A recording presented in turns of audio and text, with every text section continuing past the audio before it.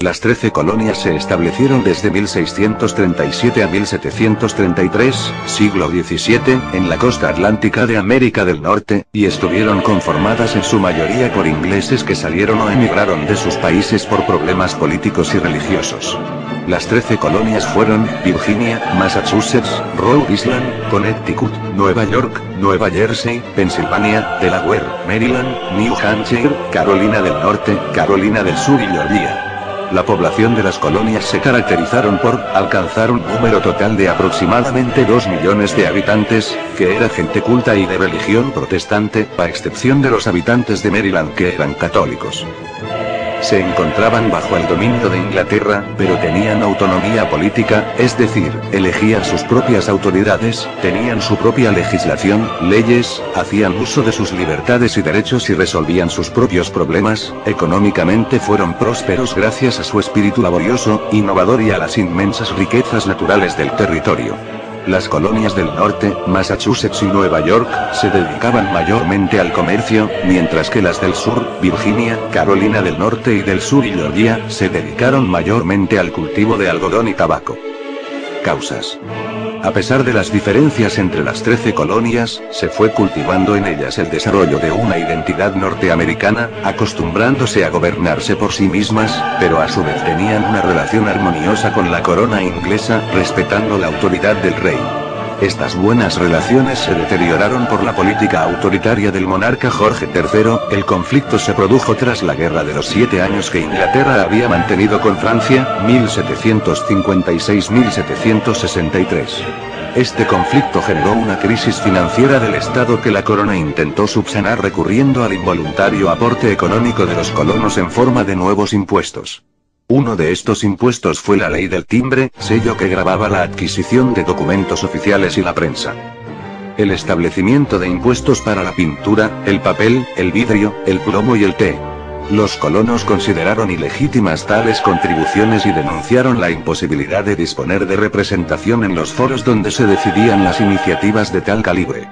Las protestas no se hicieron esperar y alcanzaron especial gravedad en 1770, año en que tuvo lugar la llamada Matanza de Boston. Ante la violenta reacción de los colonos, la corona decidió retirar todas las tasas, salvo la del té, pero los colonos no iban a consentir que la situación continuara así, por lo que se reunieron junto a varios miembros de otras poblaciones para urdir una acción más propagandística que la manifestación. Del Reino Unido llegaban 3 naves cargadas de cajas que contenían té. Varios miembros de la sociedad secreta se disfrazaron de indios pieles rojas y fueron nadando hasta alcanzar los 3 barcos. Allí capturaron a sus tripulantes y tiraron la mercancía por la borda. Esta fue la acción que puso intranquilos a los británicos. Los principales hechos de la guerra fueron el primer Congreso Continental, reunido en 1774 en Filadelfia con representantes de todas las colonias menos las de Georgia. Reconoce todavía la autoridad del rey pero exige respetar los derechos de los colonos. Destaca la actuación de los delegados: John Adams, Thomas Jefferson, George Washington.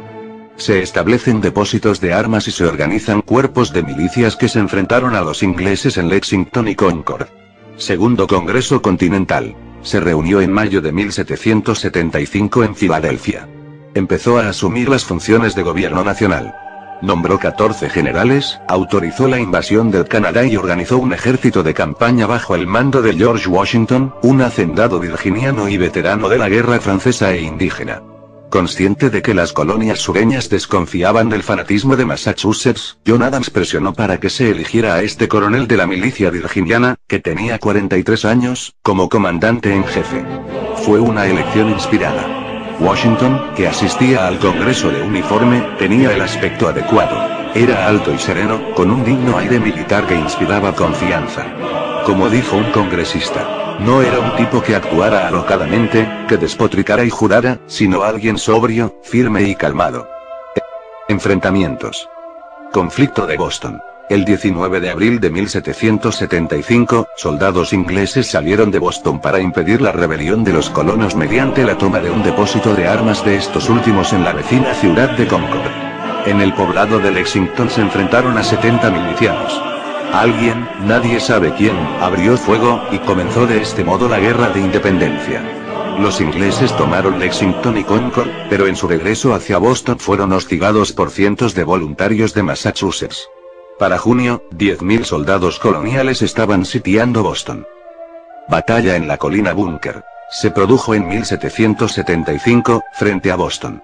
Los colonos sublevados se encontraban perfectamente atrincherados, pero los británicos asaltan la colina con 2.000 efectivos, lo cual causó su victoria. Los norteamericanos hicieron circular su versión de los hechos, que decía que se habían retirado simplemente por la falta de munición, y no por el empuje de los casacas rojas. Declaración de Independencia.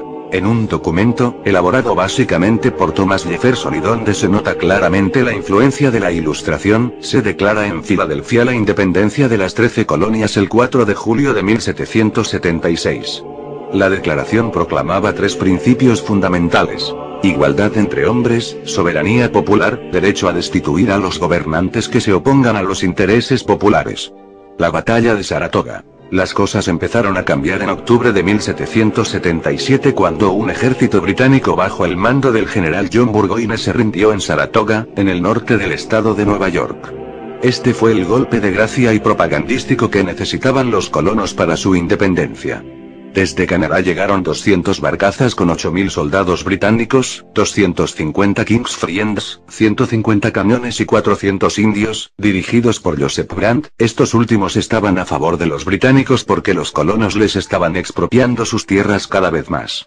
La expedición pretendía llegar a Albany, sin embargo fueron interceptados y tuvieron que presentar batalla en Freeman, obteniendo los colonos la victoria. El Tratado de París de 1783, la Paz de Versalles. El Tratado de París se firmó en septiembre de 1783 entre Gran Bretaña, Estados Unidos, España y Francia. Mediante este tratado, se reconocía la independencia de Estados Unidos de América. España mantenía los territorios recuperados de Menorca y Florida Oriental y Occidental. Por otro lado, recuperaba las costas de Nicaragua, Honduras y Campeche. Se reconocía la soberanía española sobre la colonia de Providencia y la inglesa sobre Bahamas. Francia recuperaba algunos enclaves en las Antillas, además de las plazas del río Senegal en África. Holanda recibía Sumatra, estando obligada a entregar Negapatam a Gran Bretaña y a reconocer a los ingleses el derecho de navegar libremente por el Índico. Gran Bretaña mantenía a Canadá bajo su imperio, a pesar de que los estadounidenses trataron de exportar a tierras canadienses su revolución. Finalmente, se acordó el intercambio de prisioneros. La nueva Constitución. Una vez conquistada la independencia resultó muy complicado poner de acuerdo a todas las antiguas colonias. En 1787, 55 representantes de las antiguas colonias se reunieron en Filadelfia con el fin de redactar una constitución. Consecuencias. Económicamente, los Estados Unidos se liberaron de las trabas de carácter mercantilista que les imponía la metrópoli cuando eran colonias y se lanzaron a un proceso de expansión económica y territorial que los convirtió en una gran potencia. Socialmente, la burguesía comenzó a liderar una moderna sociedad de clases mientras otros estados permanecían inmersos en la sociedad estamental. Internacionalmente, surgió el primer ejemplo de descolonización. En cuanto al carácter internacional del conflicto hay que distinguir entre 2 casos: Francia. La guerra supuso un considerable gasto y la agudización de las crisis del antiguo régimen. 6 años después de que concluyera el conflicto americano estallaría su propia revolución. España. Se anexionó extensas áreas del sur de Norteamérica, pero por otro asió impotente la expansión de las ideas revolucionarias en sus territorios ultramarinos. Décadas más tarde perdería la mayor parte de sus colonias. Política e ideológicamente, se llevó a cabo la primera revolución de carácter liberal y se hicieron realidad las ideas ilustradas más avanzadas. Se promulgó la primera constitución escrita de la historia. La República Federal que articuló el nuevo Estado puso en práctica la división de poderes de Montesquieu. El legislativo recayó en el Congreso, el judicial fue encarnado por el Tribunal Supremo y el ejecutivo lo detentó el presidente de la República, el primero de los cuales fue George Washington.